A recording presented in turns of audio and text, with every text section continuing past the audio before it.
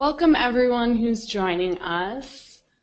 This is Andrea speaking. We're going to get going here. Welcome to a Mercy Model in Schools webinar hosted at Mercy Home for Boys and Girls in Chicago, Illinois.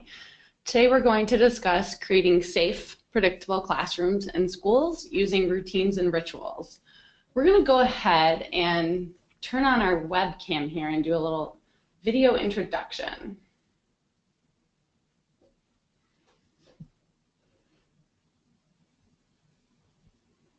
Hi everyone. Sorry, we're just figuring out how we can see you here.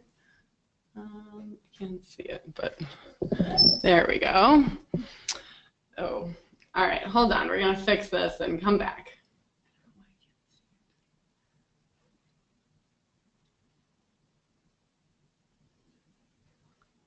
Do you know why I couldn't? Oh, because I have it.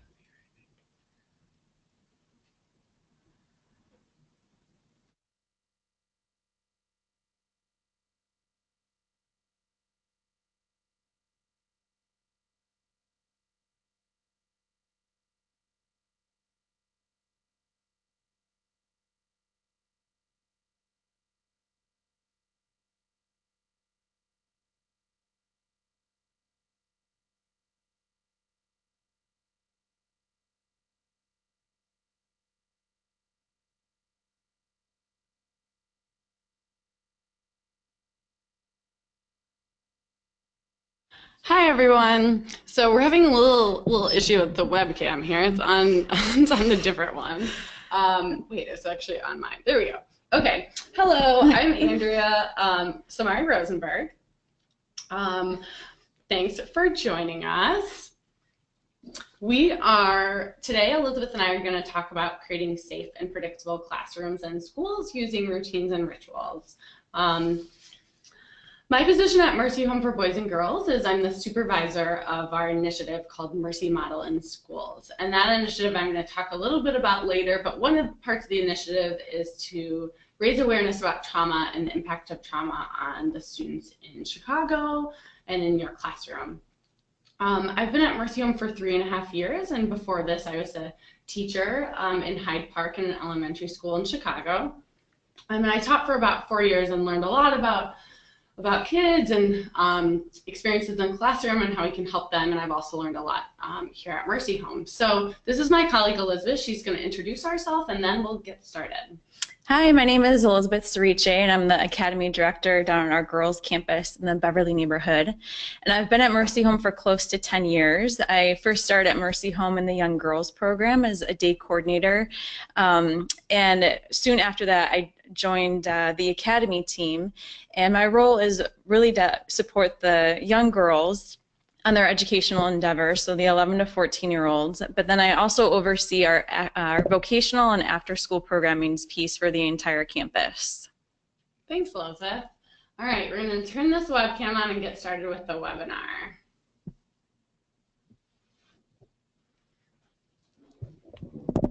All right, everyone, thanks so much for joining us. As we get going here, just to go through a little bit of housekeeping. Right now we have about 10 attendees, so please make sure you've joined in listen-only mode. Just so you know, this webinar will be recorded and will be sent to you after today in the next few days. And also you'll be able to access it online through our website, which I'll share in a little bit. Please familiarize yourself with the dashboard. We'll use some of the functionality of the dashboard, including raising your hand. You can also ask questions through the chat, and then ask general questions through the chat, but then if you have other questions about the content, you can go through the questions bar. So just to make sure everyone can hear me, can you please raise your hand if you can hear me?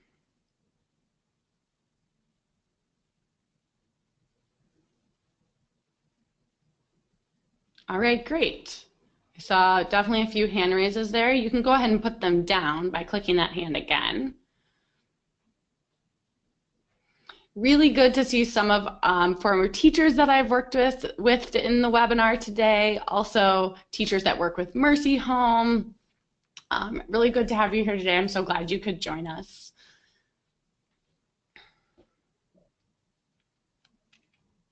So we're going to feel free to ask questions throughout the webinar today, but we are mostly going to choose to answer those at the end. So I'm going to speak first. This is Andrea, and then Elizabeth will kind of come in halfway through, and then we'll close up with questions.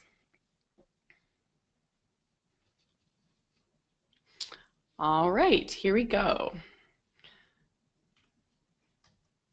So I want to share a little bit about our work at Mercy Home, and specifically our work with Mercy Model in schools. So Mercy Model in schools teaches trauma-informed practices to teachers and staff of school so they can best respond to challenging behavior.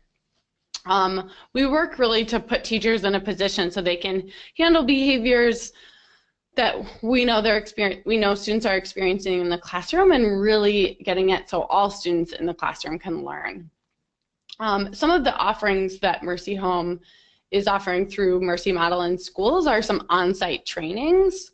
We actually just completed an on-site training with our post-secondary department. We don't have any coming up, but we'll make sure to let you know if there are through our website. We also offer trainings at Mercy Home for Mercy Model in schools and webinars. And I'm sorry, I made a mistake there. With on-site trainings, I meant on-site at the school. So if you'd like us to come to your school or your organization, we're happy to come and train teachers to introduce them to our Mercy Model of Care and how that can be applied in the school setting. We do have 2 more webinars coming up. One of them is in February on affect management and self-care. And then the next one in April will be the last one in our series, and it will be effective response. So how to respond to particular behaviors we're seeing in the classroom, and how can that be effective in mitigating behaviors in the future. So if you're interested in having us come to do an on-site training at your school, you can go, or just finding out more about our program, you can go to mercyhome.org/Mercy Model in schools. So I hope you'll all check that out. I know that some of you probably got the email from the webinar through that website. So thanks so much for visiting. So our learning objectives today, as advertised, are discover how predictable environments will help all students, identify rituals and routines that work in the classrooms and schools, and explore how creating routines can be used for student or classroom intervention. I'm really going to tackle the first objective, and Elizabeth, when she comes on, is going to tackle the second 2. So I hope these are kind of what you came here for today, and thinking about routines and rituals. You may think it's kind of a funny time to talk about this. Usually teachers really do this at the beginning of the school year, but we really think it's important to kind of review them throughout, and it's important for kids to feel safe in the classroom, and that's when they're going to learn the best. So before we jump into how to create a safe and predictable classroom, really we need to look at why do we need to do this? And really that goes back to our youth who are experiencing trauma. So just to get us all on the same page, we're going to define trauma as overwhelming, uncontrollable experiences that psychologically impact victims by creating in them feelings of helplessness, vulnerability, loss of safety, and loss of control. I really like to point out the last 4 things in that definition because I think they're really important. Helplessness, vulnerability, loss of safety, and loss of control. Our students who are in our classroom, if they've experienced traumatic experiences in their life, they have felt helpless, vulnerability, loss of safety, loss of control during that time, but they also carry these feelings throughout their lives. And so often when they're walking through into our classroom that day, they're bringing in feelings of vulnerability. They're bringing in feelings of loss of safety. And oftentimes we forget that sometimes, that we think, that happened to our student in the past. right? That abuse or that neglect happened in the past. It's not happening right now. While those feelings are still within them. Mercy Home focuses on a certain kind of trauma. There are 5 different types of trauma. We focus on complex developmental trauma. This is the exposure to multiple traumatic events that are chronic and prolonged. The important part about complex developmental trauma is that, or what defines it, I should say, is that it's of an interpersonal nature. So it's happening in a caregiving system or a family that is supposed to be safe, that is supposed to be secure, right? Physically, emotionally. But in the case of many of our students in our classroom, it's not. Oftentimes, complex developmental trauma begins at the beginning of childhood, early childhood, but can happen throughout a child's life. This can include things such as sexual or physical abuse, community violence, which we know is going on throughout the communities of Chicago.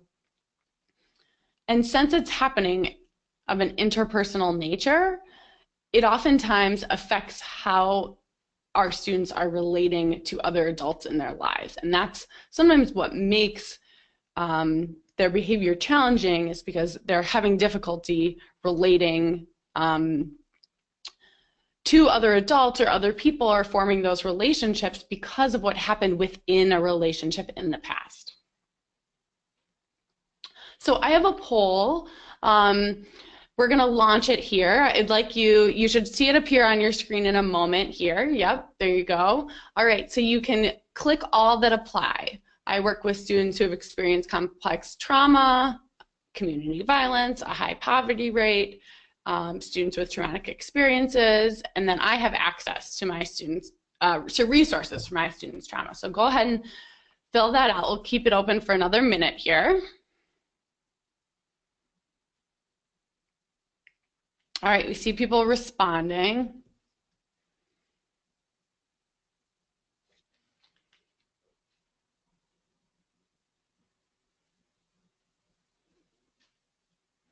All right, we're going to go ahead and close that so we can show you the responses to see, who's in our audience today.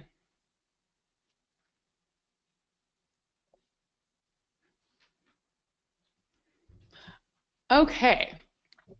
So it looks like all of you have really worked with youth with complex developmental trauma. Some of you work in a neighborhood with community violence or a high poverty rate, but it looks like only half of you have access to resources about student trauma.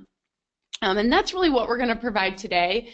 We do, just a plug if people need more resources, we do have another webinar that we did just generally on the impact of trauma on the students, on the brain and learning, and that can be just being informed with that information can also be a resource. And so that might help you if you're looking for more resources, and we hope to provide some today as well. So go ahead and put the PowerPoint back up.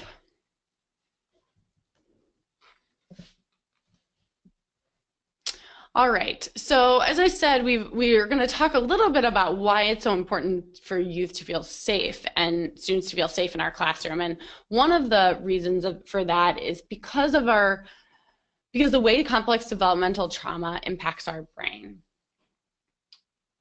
At Mercy Home, we use Dan Siegel's model of the hand for thinking about the brain.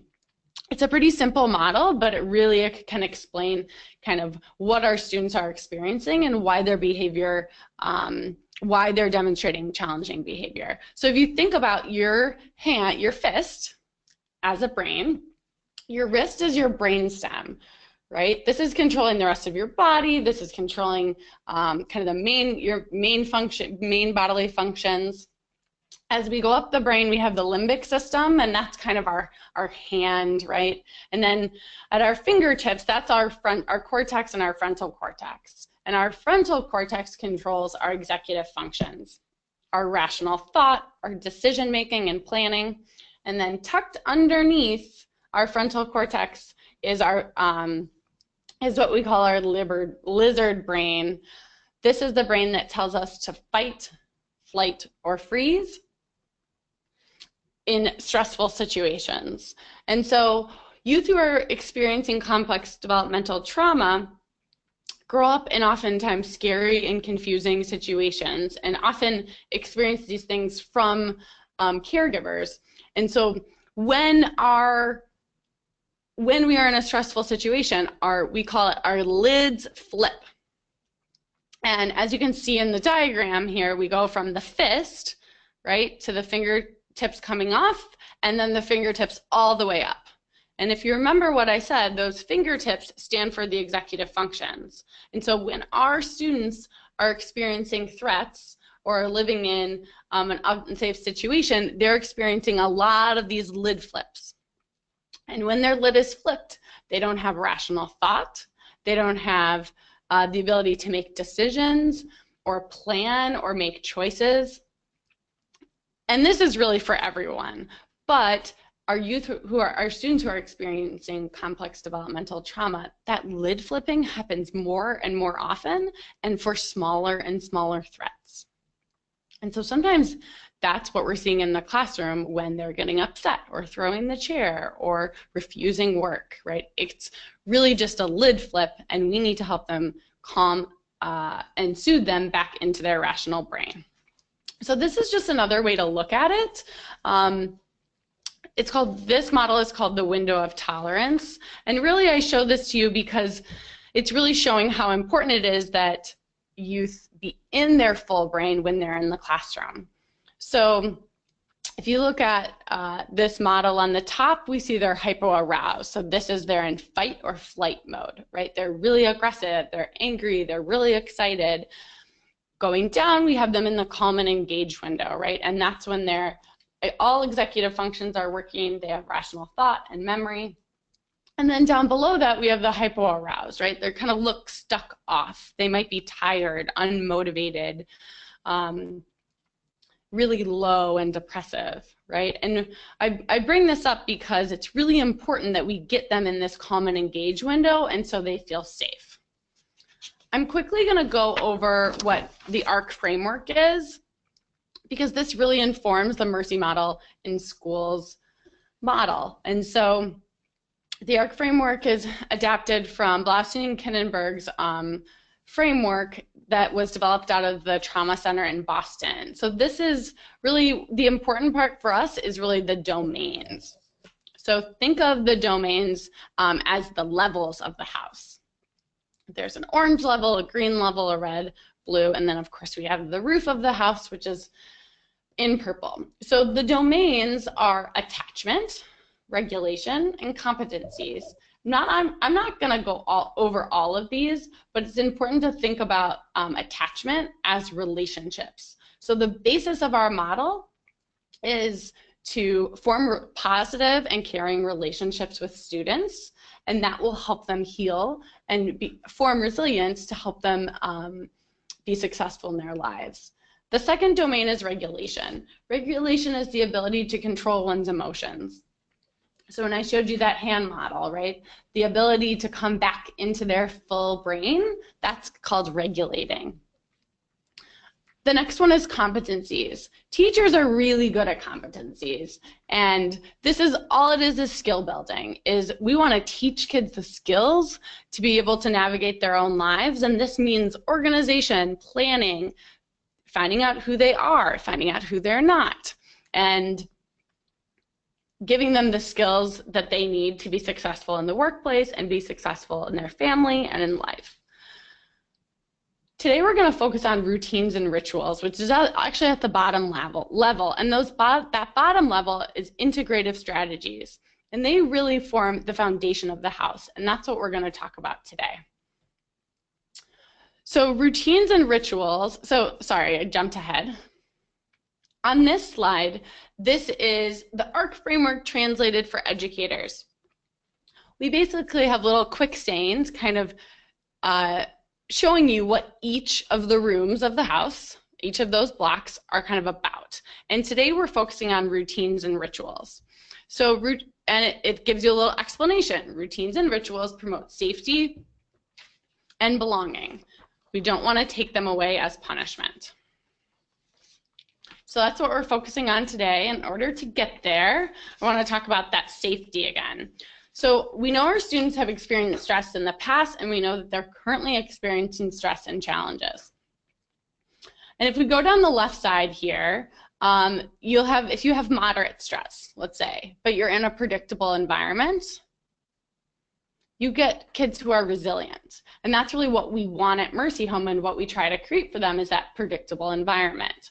Now, when you have a severe amount of stress, that often creates an unpredictable environment for kids, but we can also be a part of that unpredictable environment unintentionally, and that creates a lot of vulnerability. And so really what we're focusing on today is being that purple square, being the person, being the relationship or the classroom that can provide predictability for students and create safety. So really what we're looking for is for classroom teachers and staff and principals to create what we call safe enough classrooms. So this is a safe environment that can support students in meeting their developmental and emotional and relational needs.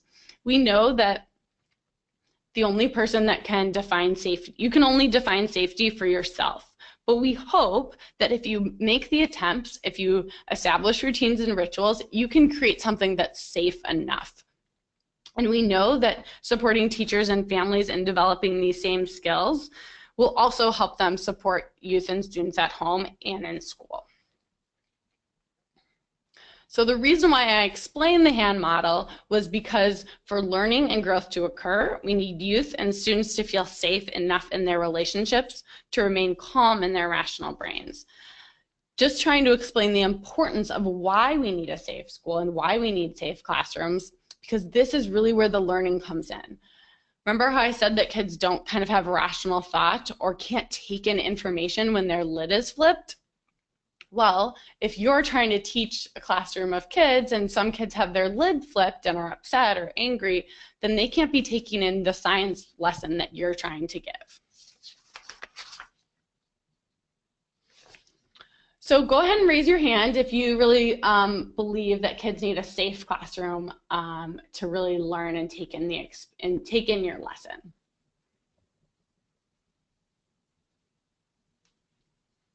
Awesome. I'm glad I see 1, 2, 3, 4, 5, 6. I'm glad so many people agree and you're engaged. I'm going to flip this. Oh, I have one more slide here. So before I turn it over to Elizabeth, I want to kind of go over what we're talking about when I'm saying safe enough or when I'm saying routines and rituals. So really there are two components here to a safe enough classroom. One is routines and rituals, and these are creating predictability so students know what is going to happen next in their classroom, but also giving them boundaries. We don't want to be all mushy-gushy on them. We want to set limits for students. This shows that there is a feeling of safety amongst all students and teachers. So oftentimes when a student is being unsafe in your classroom, if they're running out or hanging on the jungle gym wrong, right? Or being disrespectful to a teacher, other students are often watching. And so if we're setting limits for kids and we are setting firm limits and following through with them, this is showing all students that the teacher in the room or the adult in the room can maintain safety. We also understand, the other part of the Safe Enough Classroom is caregiver affect management, and that's really the ability to be a caring and supportive person in a child's life, and really that's our next webinar. So I'm going to make a little plug for our webinar in February that you'll get an email about, but that's very much a part of creating a safe classroom, but today we're really going to focus on the routines and rituals. So if you put your hand up for being in a safe classroom, you can go ahead and put it down. I'm going to pass this over to Elizabeth. Give us 1 minute to just switch screens here, and she's going to talk about what are those routines, what are routines, and how can you implement them into your classroom.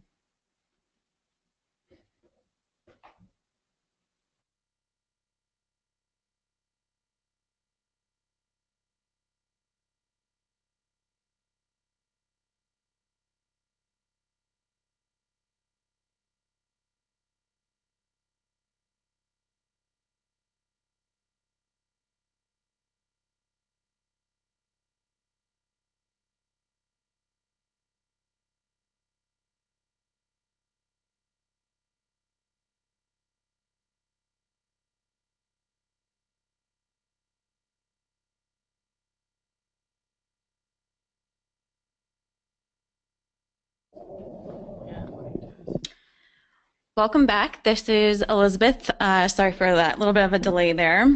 As Andrea talked about with the Safe Enough Classroom, the reason to build routines and rituals is to create predictability.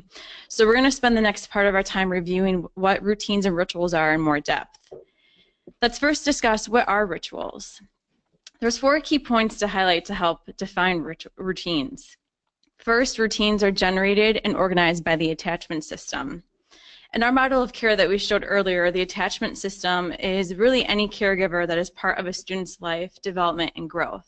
So for us, this includes not just Mercy Home staff, but you as school personnel. And students are looking to us to establish those routines. So for example, during the school year here at Mercy Home, we have a nightly routine of eating dinner at 5 o'clock, chores at 5:30, and study time between 6 to 8, depending on the program. Now, this is just a small snippet of the structures we have in place, but all of this builds into consideration the interaction youth might have with their peers, setting expectations of completing homework, and then going into the nightly routine of hygiene. We think of these routines and transitions as bookends, which allows flexibility for individual youth needs during the periods of time in between those transitions. So at school, a student's schedule also creates a natural rhythm to the day, just like our nightly routine. And if a student's schedule perhaps is changing because of IEP needs, which is for their benefit, but is kind of changing that routine, it can create an imbalance to that daily rhythm for them.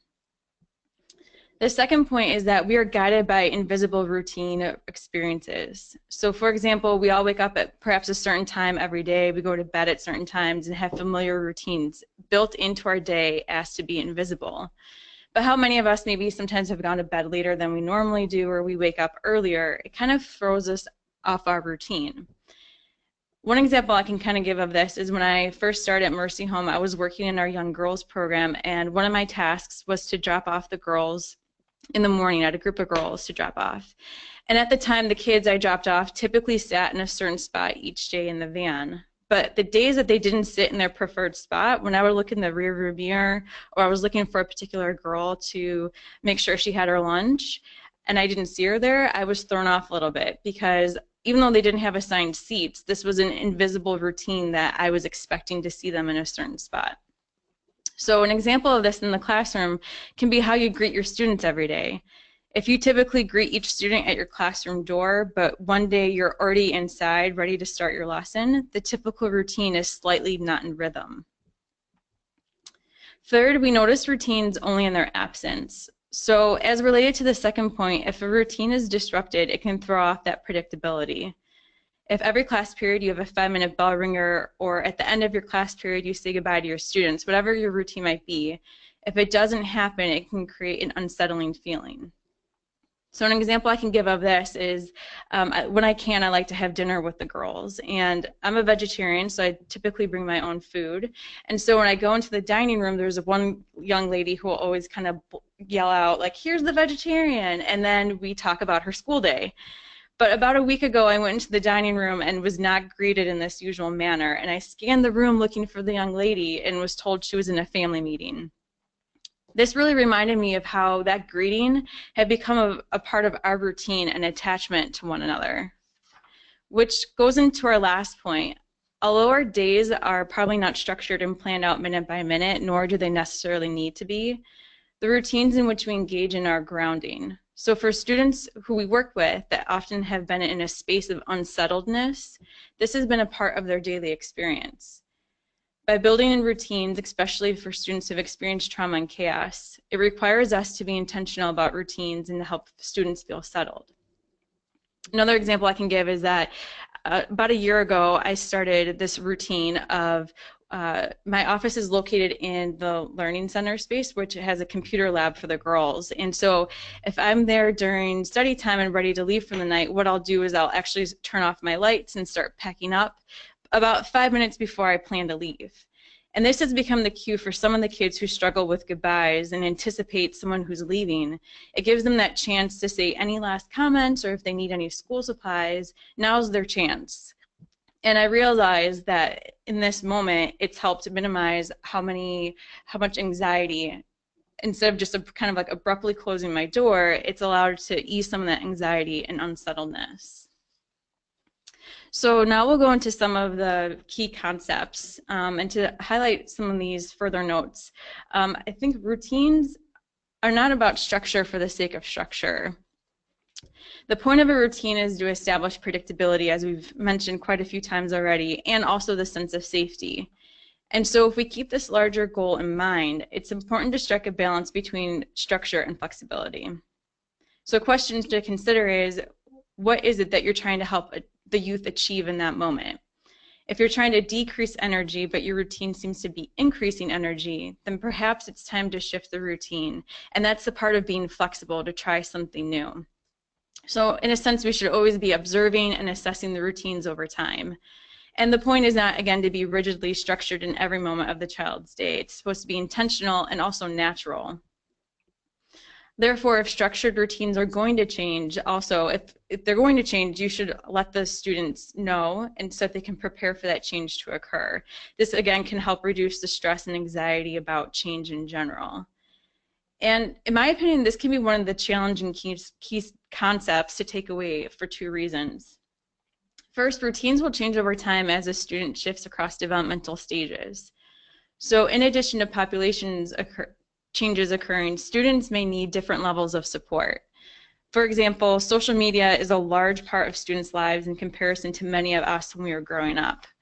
Therefore, the routines we had in place as children may not work the same way for students nowadays. And we need to be flexible in understanding that the population needs, and sometimes we need to understand the population needs and reassess routines as they come up to ensure that the integrity of what's trying to be achieved is being met.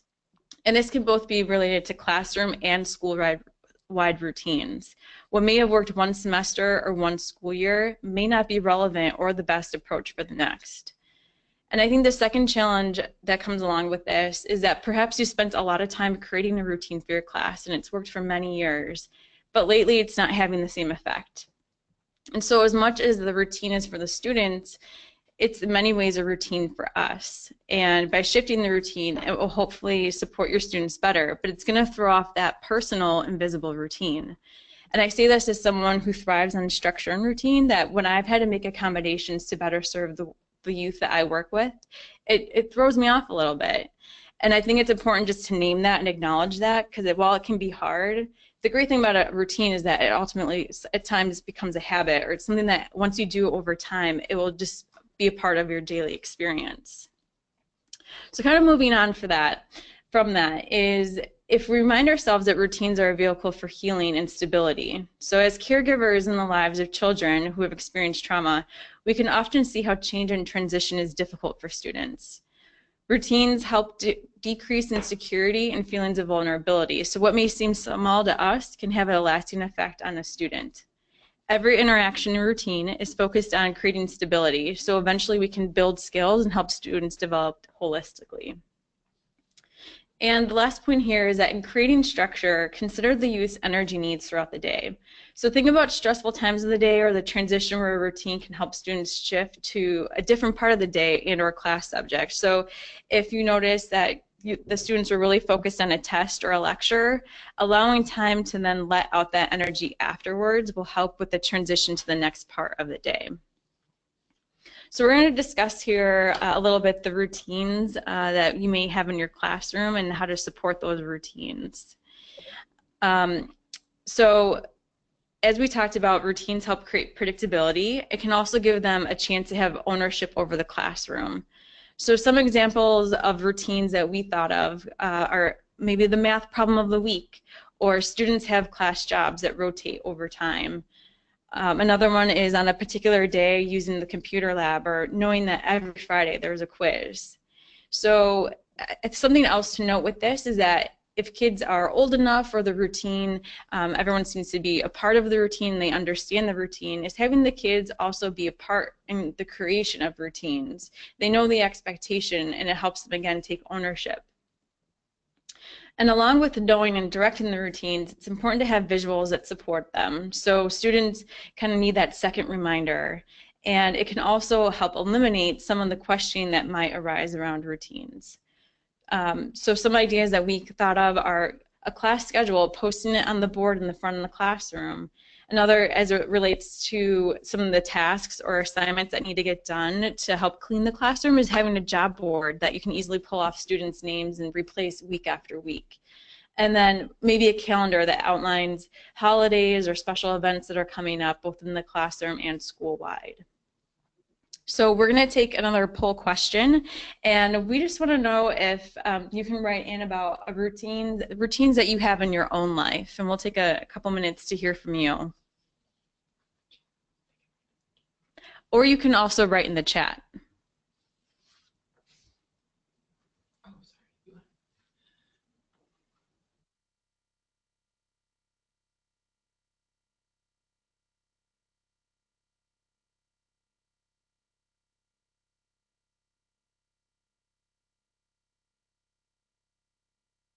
If you want to take a second here, just select any of these that apply, like you drink coffee or tea in the morning, or you like to listen to music or on the radio on your way to work. So you can click one or all of them if they apply to you.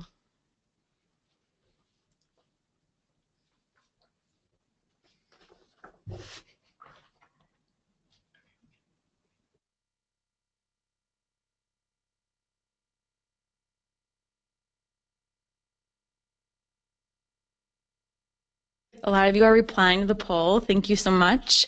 Looks like we're going to share those results with you, and it looks like many of you like to drink tea or coffee in the morning, about 78% of you, as well as I guess the close runner-up is that you follow a schedule throughout the day, about 56%. So thank you so much for sharing that. I know we all have routines personally and professionally. So we're going to keep going on here into the discussion of another way to view routines is that it can be seen as an intervention when a student or a class has very high or low energy. And so we've been talking about how predictability fosters safety in the relationships and the environment. So to Andrew's point earlier is that when a child feels safe, we are shifting their energy from more of that survival mode, that flipping of the lid, to hopefully calm their brain so that they're less triggered and can develop and take in content that you're trying to teach in that lesson that day. But traumatized youth often make strong attempts to control the environment, but routines kind of help relax some of those rigid controls that they have among themselves. So using routines can help with that emotional regulation. We've collected some ideas that we've used and seen other teachers to change the level of energy in the classroom. So one is that if a class comes into your room very loud, we might take the first 10 seconds of class to have students find their pulse, and you might connect this to a math or science lesson that day. Another example is that you might start the class with all of your students writing down as many vocab words they remember from the last chapter. Writing and reading typically are ways to calm students, so and that's also an activity that is independent. And if you're a high school student or a high school teacher, you might find that students have very low energy and you might need to raise it. So routines like playing games at the beginning of class can help. You can even add curriculum into the games, like Pass the Clap is a game where you can have students pass the clap around the room, and in that you recite presidents or you go over math concepts like sine, cosine, and tangent. And so these are just some strategies that are intended to be quick to get the energy where you need it to be and then to get going with your lesson. And so when thinking about your students, you may have some that need to expend energy and some that also need to boost energy. So regulating kind of that what Andrea mentioned earlier, that window of tolerance, finding that sweet spot in the middle, because you want to get the kids who are low up and then the kids who are up a little bit down, right? And so if you're looking for more resources or activities, you can check out the handout on Playworks. That there's a little section that we'll send it out. We have some handouts from Playworks. Another way to use routines as an intervention is to think about chaotic or challenging times in your classroom. So if you want to think about specific instances where maybe chaos is a result of there not being enough structure or routine, that you might want to look to sharpen the routine during this time. So you might want to recall a typical day in your classroom and pick a time of day that's particularly challenging, and then brainstorm a routine that can make that time less chaotic. So an idea is like maybe after lunch, the energy is too high. A routine that could help and keep the students' energy level, or keep in mind the students' energy level, is to do a read aloud after lunch. Another example is that maybe your students are sleepy in the morning, so you could create a routine of stretching or doing a brain break to kind of get that energy up. And another idea is another time of day could be students have high energy in the hallway after the bell. And so an intervention could be to stagger dismissal of students into the hallway to just kind of make that high energy a little bit more even. When we think about routines, we want them to be realistic. So attempting to build complex or inflexible routines will often set times for the students and the teachers to fail because it's not going to be as consistent. So the more simple and direct you can be, the better. And the other thing I would emphasize is don't get discouraged because routines are part of habit. They won't happen overnight. And maybe if after a period of time it doesn't seem like it's getting at what you want it to, then that would be the time to reassess. Now we're going to shift our focus from routines to rituals. And along with routines, rituals provide another source of coherence in schedules and structure. So let's go through some of the defining factors of rituals. Rituals are the repeated practice of traditions, celebrations, patterns of behavior, or experiences. Rituals are often passed among members of a family, culture, or community, and they may repeat across generations. Therefore, rituals offer a connecting thread and provide a sense of belonging. Many groups and organizations have developed varied rituals and traditions from songs to handshakes to celebrations and activities. And the creation of rituals in schools provide a way to celebrate the threads of connection among the child, students, and teachers. So at Mercy Home, we're very centered on group participation and community, both within the program home that the youth live in and Mercy Home as a whole. In general, all of our homes have traditions on how they welcome new youth into program and also how they say goodbye when they move home. We also celebrate holidays together for the youth and for the youth and staff with larger gatherings across both campuses that we come together as a whole unit. One example of this is our end-of-year Academy Awards ceremony, where we celebrate the end of the school year and all the accomplishments our youth have achieved academically and vocationally that year. It's important to note, too, is that for many children and families who have experienced trauma, some of these times that we often think as happy or joyous may have actually, unfortunately, been associated with negative experiences. So if it's possible, as you get to know your families or as you are talking together with social workers and other teachers working with your students, if it's possible to get information on holidays or anniversaries or birthdays that any type of ritual that's a part of that student's family that could have been upsetting, it's helpful to know that because that student may become particularly anxious or maybe their energy is really low, and that can give you a sense, just a little bit more of a sense of why they may be different than usual. We are going to launch another poll question. So we are wondering what kind of rituals, what's an example of a ritual in your life? So if you want to take a moment to select all that apply.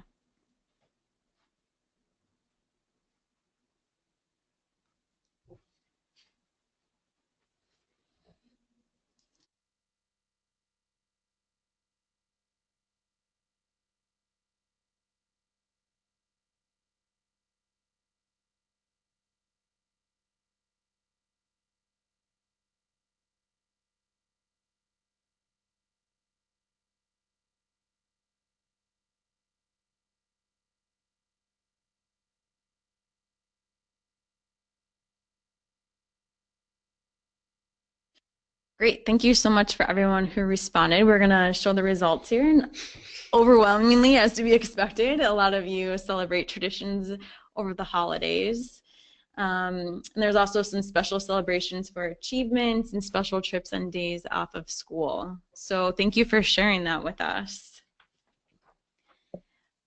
So we're going to keep going on with this discussion of school and classroom rituals. And if we look at rituals in both the school-wide and classroom focus areas, some rituals that I've seen in the schools that we work with are school dances or special assemblies or back-to-school picnics.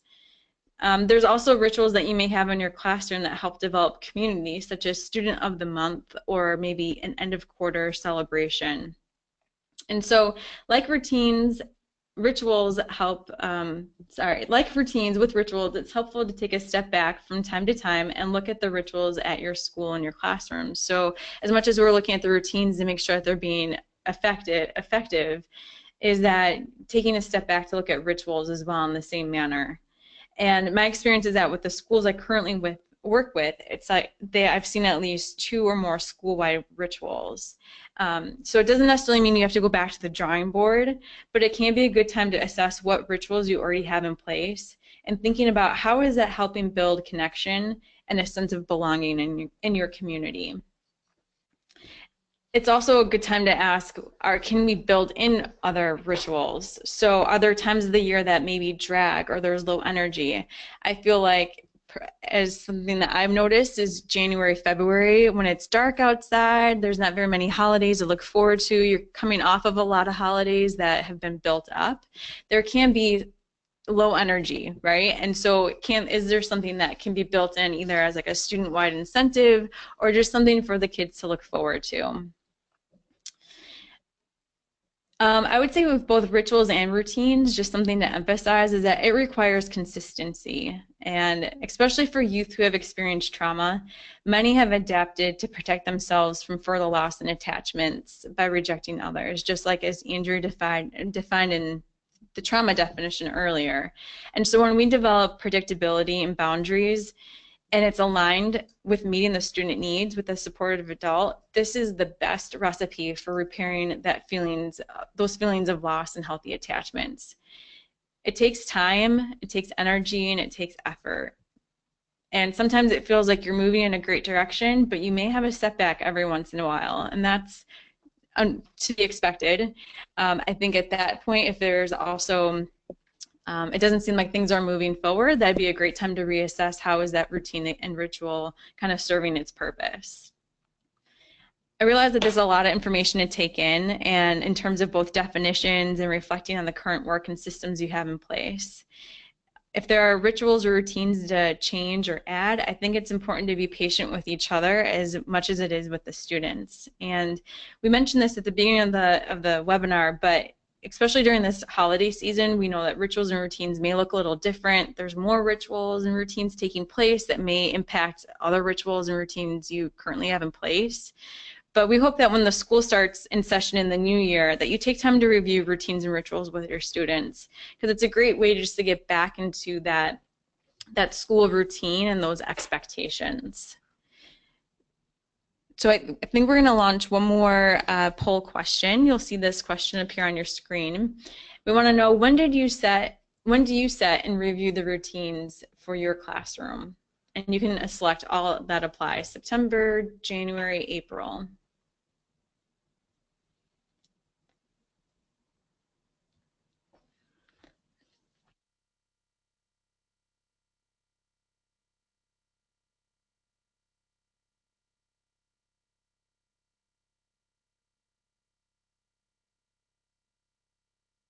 Great, thank you again for everyone who replied. We're going to share the results with you on the screen.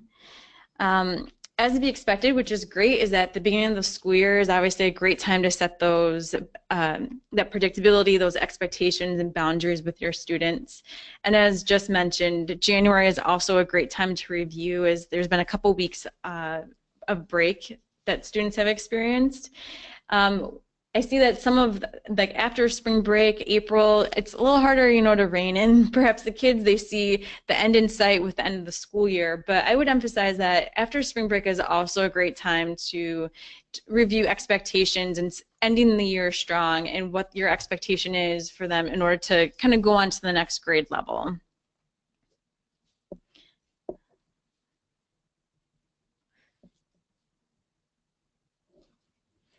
Okay, well, thanks everyone. We're open for questions. If this is Andrea again, and I'm going to put my webcam on so you can see me. But we're open to take questions. I know we have a few people participating. If you want to type questions into the question box, we can certainly see them there. We're getting one here.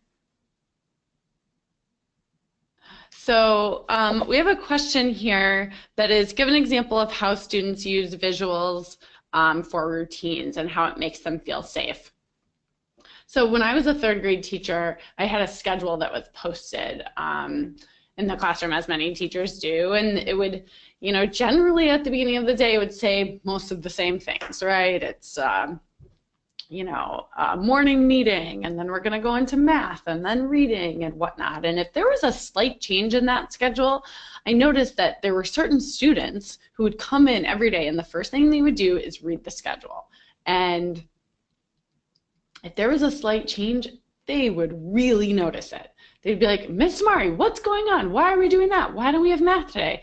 Right? It would really affect them, and then I would have to usually give some explanation. And we do a lot to make sure that our students that they know what's coming next. Thing is, there's always going to be unpredictability in their lives, and we want to do everything we can to make the things that we do predictable, because we know there's going to be things that are unpredictable. So that's an example of how we've used a visual and a schedule and how it's important for students. See if we have any other questions here. Thanks for joining us today. You'll get a handout through email, and you'll also get a recording. Let me open the chat here. All right, we have another question. So the question is when do you know to reteach the routines in your classroom? And do you do it to specific students or to the whole class? So it's a really good question. I think that one is like use your instinct as a teacher, right? So, but I do think it's important to think about when you can reteach to specific students or to the whole class. So you want to do it to the whole class when you feel like maybe, you know, 60 to 75% of them don't really remember the routine anymore. They're asking a lot of questions. They're not doing it correctly. Right? They forget that they need to start their morning work right away when they come in, and then I might review it with the whole class. I'm going to do it with specific students when I notice that maybe the whole class is getting it, but there's always that one or two students who just isn't getting it in the morning. They might need an extra visual, right? They might need extra review. You might just need to review it with them every once in a while and give them that prompt. And I think it's really important. I mean, we saw the poll is we know as teachers is to focus on routines at the beginning of the year, but these are what Elizabeth described as like an invisible thread throughout our lives, and it's invisible, and kids need help with this. They oftentimes need help with routines because they didn't have routines when they were very young, and so they were used to a chaotic environment, and so now we've put them into a structured environment, and they need help remembering, and we're there as teachers to help them with that. I think we got a question here. Another question. So, do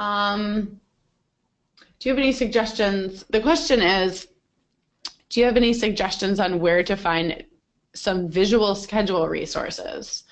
So, Freddie, who sent the question, we can certainly take a look. I think that, you know, what I've seen teachers do, and I don't necessarily know like specific things that people have used, but just putting it on your whiteboard and just, you know, it's sitting there on the left. I used to have just kind of a long whiteboard, or, you know, something I could erase, and then, you know, I'd have the times, and I'd put all the times, and I'd just write them there. I know that some of my like fellow teachers would have each of the scheduled classes, right, printed out and put on to you know, computer paper, and then they'd put it into a pocket chart, and so they'd use that to like kind of put in the schedule each day. And sometimes if you're really good, in your teaching time, you have a clock right there so they can read the actual time and not just have an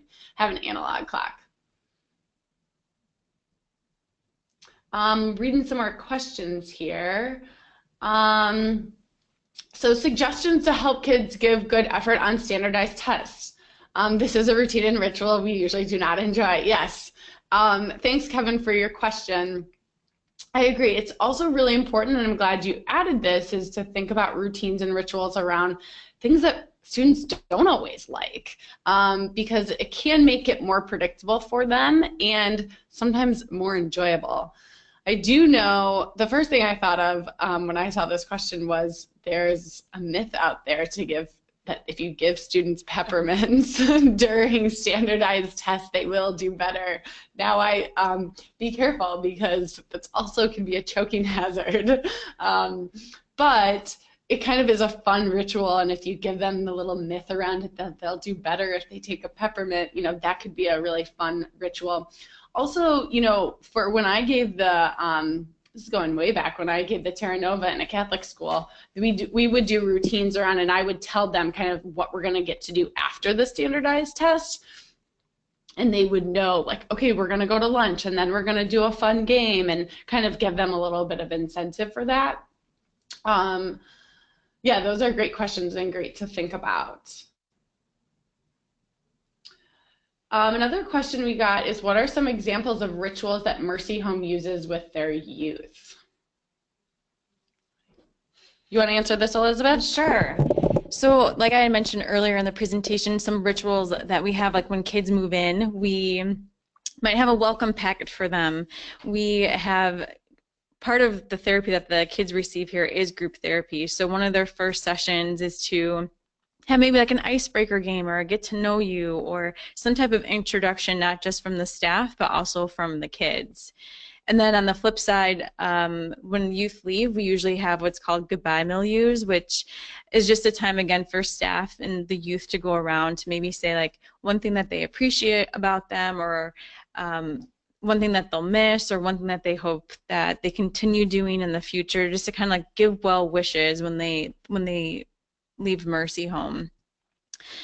I would say there's, again, other rituals such as holidays, even like Thanksgiving, and we celebrate Christmas here and Easter, and so there's times again where we come together as like a whole community, and there's certain things that we kind of know always happen, although the youth are not always consistent year after year because we have an admissions process and the kids go home, so it could be their first year experiencing it, but for the most part there's some kids that have been around the year before that can almost give the new kids an update, and it's again about building that community and having that fun experience with each other. So those are some that come up to the top of my head. So I'm going to go ahead and turn our webcam off so I can focus on the screen here, but I do want to share our survey with you, because as we're finishing up here, we really appreciate the feedback, and we have a SurveyMonkey survey here that you'll be able to just click on. I'm going to put it right into the chat, and you should see it coming up here. Just want to make sure that's right. Think it is. So if you click that SurveyMonkey, you can give us some feedback on what you learned at the webinar, what you'd be looking at for more webinars. We really appreciate your engagement today in all of our polls, and I think it really helps give us feedback, and knows that you're out there listening. So we really appreciate all your really good questions. Obviously, you're some really thoughtful educators, and you're really trying to improve your practice. So it's really been great to have you here. Please fill out the survey as we close, and make sure you go to mercyhome.org/Mercy Model in Schools to find out more about the Mercy Model framework, more about how you can get involved with Mercy Home. It was really great to see many of you who are former friends or teachers that Elizabeth and I have worked with. Thanks for joining us today. Thank you. All right, we'll hopefully see you in February at our next webinar.